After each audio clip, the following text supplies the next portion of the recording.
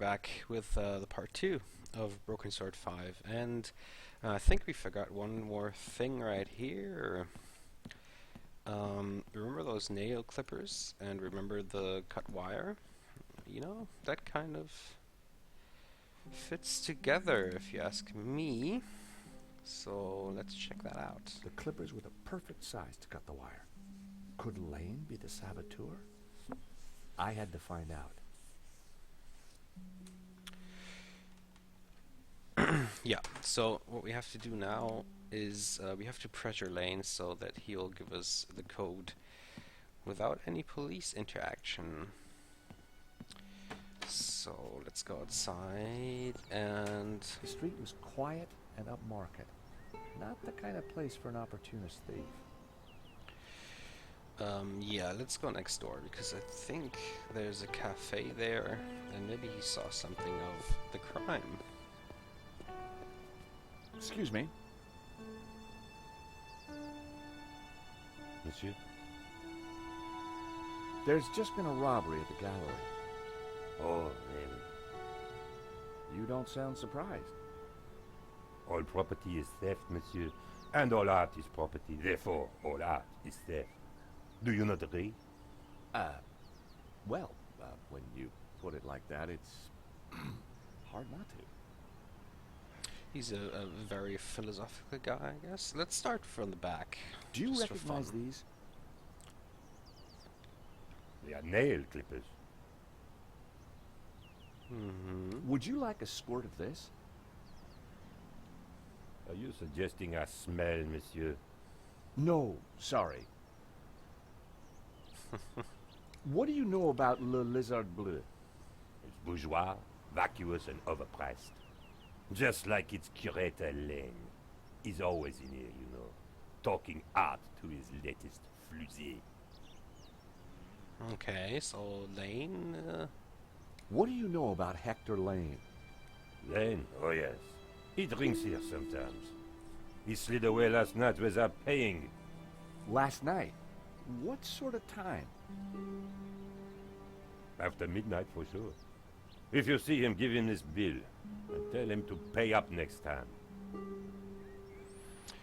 Yeah, didn't he say something about that he arrived like yesterday night or something? An unpaid bill.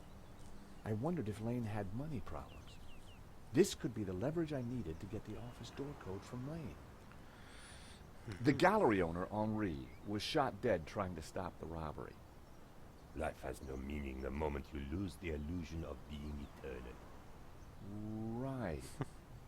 Did you know him well? Can we ever truly know another human being, monsieur? He spent little time at the cafe, unlike his friend, Monsieur Lane. Did you see anybody run out of the gallery earlier? There was a beautiful woman with a camera. She was chasing somebody. Well, that must have been Nico. You know her? You surprised me. Can you tell me anything about the man she was chasing? I assume, monsieur, that like all of us, he is inherently unknowable. No wonder this guy's cafe was empty. Okay. Well, we have the Lane option again. Let's talk about that. So you and Lane aren't best of pals, huh? The man is a second-rate critic, peddling meaningless aphorisms. Thank you for your consistent indifference, monsieur. Perhaps next time you come, I will give you a coffee. Perhaps not. Yeah, very indifferent. So I guess now we have Lane's drinks bill. Can we look at it, actually? Let's try to look at it. Lane had run up quite a bill at the cafe. I wanted to see some numbers, damn it. So let's go back into the gallery and talk to Lane. See if we can put him under pressure. Mr. Lane, you're really gonna have to give me the code to that door. And why, pray, should I do that? Because the way the cops will see it, you're the prime suspect. We both know you're innocent, Mr. Lane, but the cops, well, they may not see things so simply. I might be able to get them off your case, but in exchange, I'd like the code for the office door. But that's preposterous. The police would have neither evidence nor motive. Funny you should mention that. Yeah, we have both. Take a look at this. What of it? It's your bill from the cafe next door. So? You sure drank a lot of champagne last night without paying the bill. But you told me that you were away from Paris last night. I hate to say it, but that sounds like a lie to me. Tell you what, you give me the code to the door, and the police need never know. This is ridiculous. You have no motive and nothing that connects me to the crime. Have it your way. I will get that code. Yeah, we have some more stuff to talk about. Are these your nail clippers, Mr. Lane? Yes, they have my initials monogrammed on them. Huh. The perfect implement for cutting the alarm on the stolen painting. What are you saying? Well, the alarm was sabotage, Mr. Lane. It was an inside job. Are you accusing me? How dare you? Now, I believe you. I absolutely do. But will the police? You have the motive. There's the evidence. Evidence of sabotage, along with the gaping hole in your alibi. Look, give me the code for the office, and I can make your problems disappear. You, sir, are a blackmailer. Yep, got it in one. The number is 6397. But your accusations have absolutely no substance. I had the code.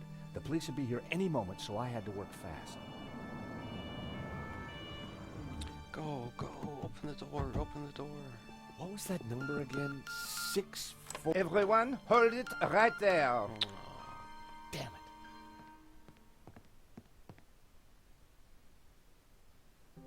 I am Inspector Navet of the Paris Serious Crime Squad, and I hereby declare this crime scene open. Closed. Now, nobody move, especially you on the floor.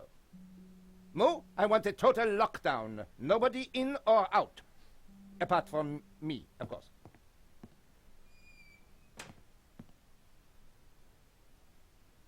Okay. Cutscene.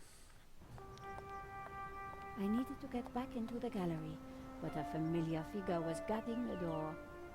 It was Sergeant Mou. Our paths had crossed before.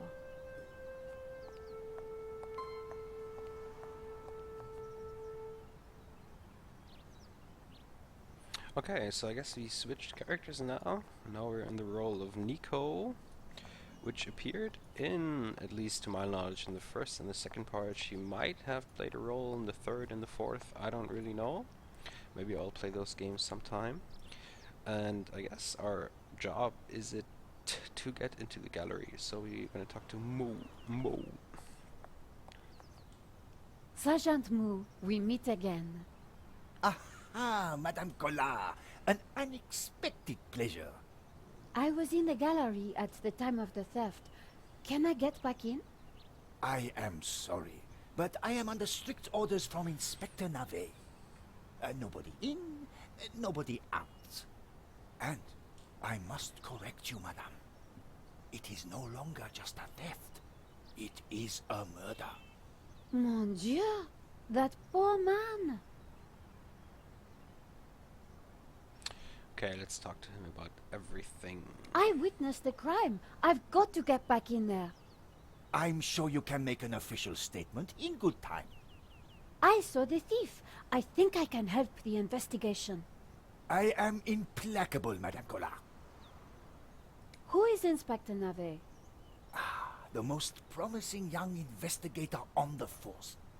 A genius. A man blessed with almost superhuman insight. He sounds highly perspicacious. Madame, it is not for us to talk about the inspector's sweaty proclivities. He is about to solve his third case in as many days. So, what's he got that the other investigators don't have? Blood spatter.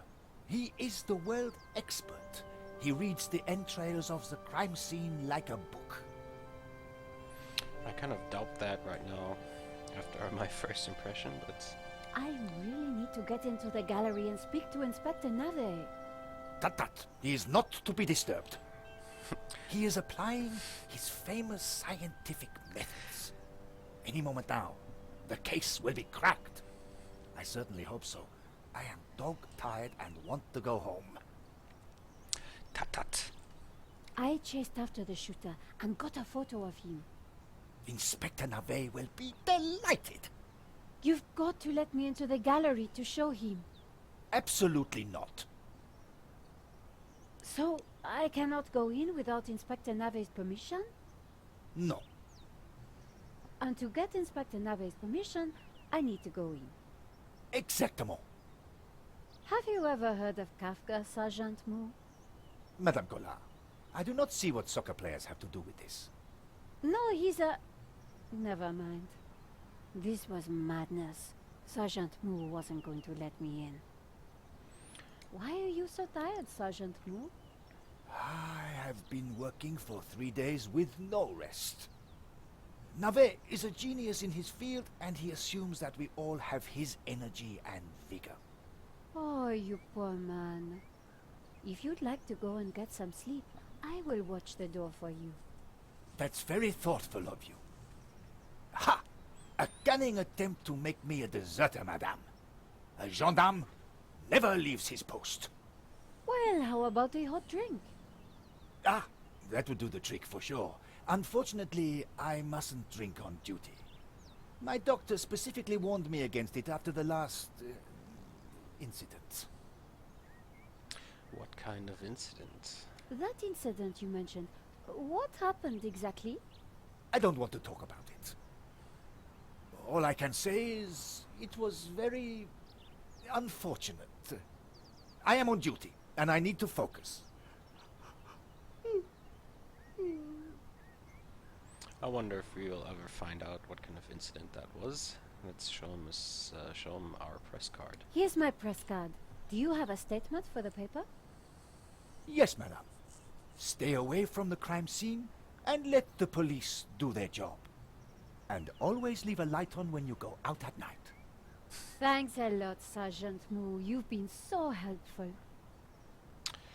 Okay, so I guess we need a hot drink, and what kind of place for a hot drink is better than a cafe with an indifferent philosophical waiter? Let's talk to him. Madame, Bonjour, monsieur. whatever it is you want, we are closed. Then why are you standing here? You would not understand, madame. Try me. Because I look at you, and I know you are like all the others. The others? The pretty women who shop, who gossip, who have their spa days, their almond croissant, That bad, huh?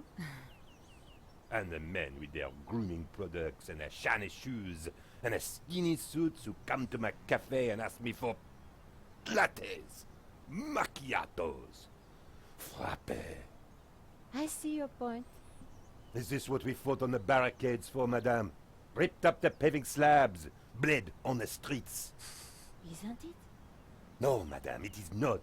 We fought for ideas, for philosophy, for freedom, equality, fraternity. Vive la révolution. And do you know what drove us on as we fought? What fueled the streets of Paris in that glorious spring? What made our hearts soar? Cheap wine and free sex? No, madame, no! It was French Café Noir that inspired us. The simple demi-tasse. The black, sweet taste of freedom. So that's why you closed? Yes, madame. I serve only thinkers, philosophers, revolutionaries. And you, madame, with your polite top and your pointy ears, are none of those things. This is a cafe. Yes, to the right people. On any other day, I would have given this guy a straight one to the chin. But there was a chance he could help me get into the gallery. So we have to play nice, I guess. Let's talk to him. Maybe we Monsieur. can convince him. Life is fleeting, madame. The sands of time are running through your fingers. Well, that may be, but We know not what we want, and yet we are responsible for what we are. there's been a crime. That is terrible, madame. But you know what they say. No, but I think you're going to tell me. Life begins on the other side of despair. C'est vrai, no? Well, I guess so. He was pushing me to the point of despair. During the riots, we battled the forces of oppression. Oh, really? That must have been terrifying. It was. Except that they made me stay behind the barricades with the other baristas. We made coffee by the liter to fuel the resistance. I've never brewed so much coffee. Of course, our brave heroes spent half their time going for a pee. But with our coffee inside them, they fought the running dogs all night long. None of this was helping me get past Sergeant Mou. Au revoir. Come on, you can do more than that. Monsieur,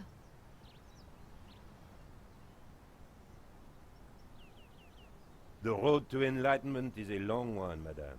Perhaps you will walk that road with me. Au revoir. Okay. Maybe we could show him our press card. here's my press card. La liberté. Madame, you are not the person that I took you to be. You must accept my deepest, my most profound apologies. Well, of course I accept. But why? La Liberté, the great journal of freedom. At the height of the battle, as the tear gas blew and the blood flowed, it was La Liberté which carried the voice of our revolution to the world. I know now that you are not the kind of woman who would ask me for almond croissant. You are a true daughter of France, and I am your humble servant. Okay, get me some coffee, please. Monsieur,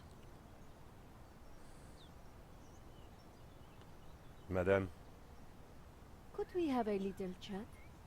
any time, madame. Okay, let's go through the options. I really like the character. He's pretty cool. Did you see anything happen at the gallery earlier? I saw you running after a pizza delivery guy. Somebody said he killed someone. That's true. He stole a painting and shot the gallery owner. How close we are to death. And yet how far from ever comprehending it. Well, right now I need to get back inside and figure out what happened. I applaud you, madame. To seek the truth is a worthy ambition. As a journalist, that is my duty. Mm-hmm. How about some coffee? For you, madame, of course. There is only one coffee that I can serve you. Black, strong, and in a tiny cup. One moment. I don't know what revolution he's actually talking about. Here is your coffee, madame. Thank you, monsieur. Oh, maybe it's like this. Like maybe they have like they had like like an 1968 revolution or something. The coffee was hot and strong. He seems too young. Maybe he's just a crazy bastard. Yeah. So now we can ask for a takeaway coffee from Mo. Would you make me a coffee to go? For a fellow revolutionary? Of course, madame. One moment. Yeah, I'm glad he doesn't know it's not for a fellow revolutionary, but it's for a police officer, police guy. Here's your takeaway coffee, madame. Thank you, monsieur. I'm just gonna put it in the pocket of my jacket. The waiter didn't need to see my press card again. Okay, why was it an option then? So now we have a takeaway coffee, and let's talk to Mu and give him some coffee. Sergeant Mou, I brought you a coffee. Coffee? Fantastic. Just what I need. But wait. I must not. My little problem.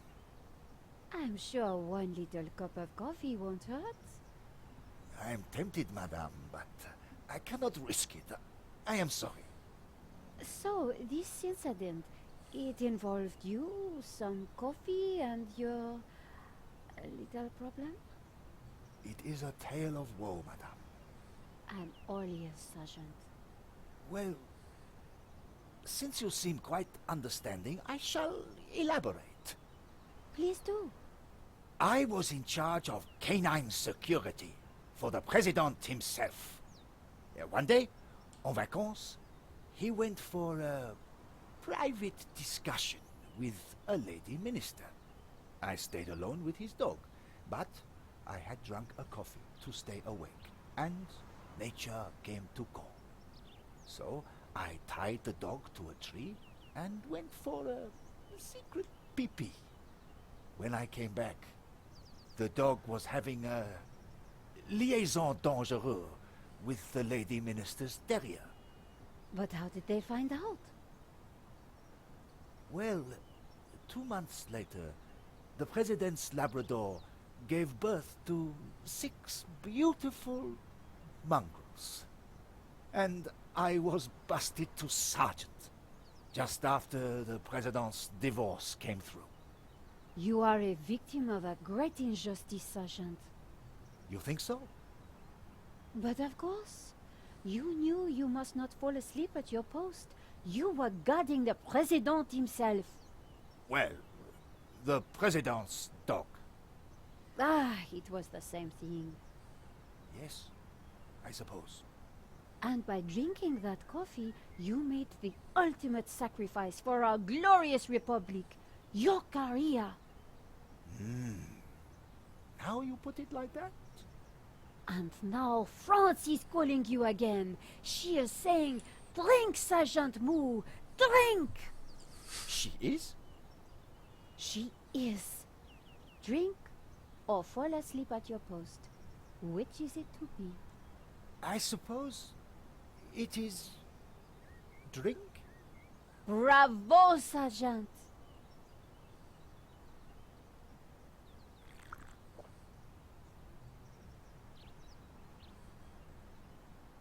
Oh dear. Oh dear. Excuse me, madame. I must use the petit gendarme's room. It has gone straight through me. Could you watch the gallery door for me? Oh, you can count on me, Sergeant. I distracted Moo. It was now or never. That was kind of mean, if you ask me. How did you get past Sergeant Moo? Well, you won't fool me so easily, madame. I shall question you later. Nico, am I glad to see you. I managed to grab a couple of photos, but the guy got away. Poor Henri is dead. I know. Why kill him? I've been trying to find out. Turns out the alarm was tampered with. It looks to me like an inside job. So, no ordinary robbery? And no ordinary painting. The priest claims that La Maledizio is evil. I need to get into the office and see what the CCTV has to offer. So, what's the problem? The inspector's watching me like a hawk. I'll never get in without some sort of distraction. I'll see what I can do. Okay. So, in the next part, we're gonna have sex in the private office. No, we're not. In the next part, we're gonna distract Inspector Nave, and we're gonna go into the office. So I'll see you guys in the next part. Goodbye.